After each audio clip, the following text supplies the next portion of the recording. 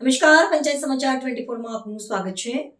દાહોદ જિલ્લાના ફતેપુરામાં આવેલી એક ખાનગી શાળામાંથી સરકારી શાળાઓ માટે ફાળવવામાં આવેલી શૈક્ષણિક સામગ્રી મોટા પ્રમાણમાં મળી આવવાનો ચોંકાવનારો કિસ્સો સામે આવ્યો છે। આ ગંભીર મામલે વહીવટી તંત્ર અને ગાંધીનગરથી આવેલી ઉચ્ચ કક્ષાની ટીમો દ્વારા સઘન તપાસ શરૂ કરવામાં આવી છે।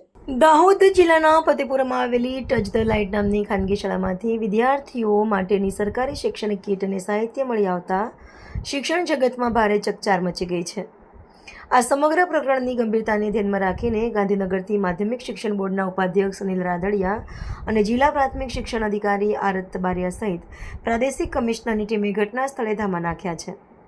તપાસમાં બહાર આવ્યું છે કે આ ખાનગી શાળાના 3 વહીવટી ટ્રસ્ટીઓ ખુદ સરકારી અને અર્ધ સરકારી સંસ્થાઓમાં મહત્વની ફરજો બજાવતા હતા, જેમાં CRC સાલરા ખાતે ફરજ બજાવતા પૂર્વીબેન ઉપાધ્યાય, કમલ વિદ્યાલય પોજેલાના આચાર્ય અને દાહોદ આચાર્ય સંઘના મહામંત્રી અલ્પેશ પ્રજાપતિ તેમજ DO ઓફિસમાં વિકલાંગ સ્પેશિયલ ટીચર તરીકે ફરજ બજાવતા ભરતભાઈ પંચાલનો સમાવેશ થાય છે। સરકારી શાળાના વિદ્યાર્થીઓ માટે ફાળવવામાં આવેલી આ કીટ ખાનગી શાળા સુધી કેવી રીતે પહોંચી અને તેમાં કયા કયા અધિકારીઓની સંડોવણી છે તે અંગે ઊંડાણપૂર્વક તપાસ ચાલી રહી છે।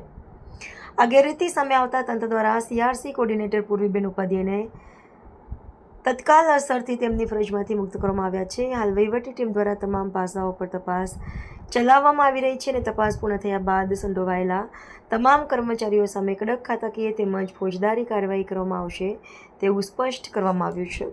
દાહોદ જિલ્લાના ફતેપુરા ખાતે એક ખાનગી શાળામાંથી કોઈ સરકારી સામાન જે સરકારી શાળાઓ માટે આપવામાં આવેલો હોય તે મળ્યાની એક ફરિયાદ મળી હતી, જે સામાનને અગાઉ જિલ્લા શિક્ષણ ટીમ દ્વારા સીલ કરેલો તેનું વેરિફિકેશન કરવા માટે તથા જે લોકો પ્રાઇમરીલી આ કામમાં સંકળાયેલા છે, જે જવાબદાર છે, તેમના નિવેદન લખવા અને આ સંપૂર્ણ ઘટનાની એક વિગતે તપાસ કરવા માટે રાજ્ય સરકાર દ્વારા અમને નિયુક્ત કરેલા છે અને અમે લાગતા ઓળખતા તમામના નિવેદનો નોંધ્યા છે અને આ ઉપરાંત જે સ્ટોક છે એનું પણ વેરિફિકેશન કર્યું છે। સંપૂર્ણ વિગતો સાથેનો જે રિપોર્ટ છે, જે ખામીઓ ત્રુટીઓ એ તમામ વર્ણવી અમે આ રિપોર્ટ રાજ્ય સરકારને સુપરત કરીશું।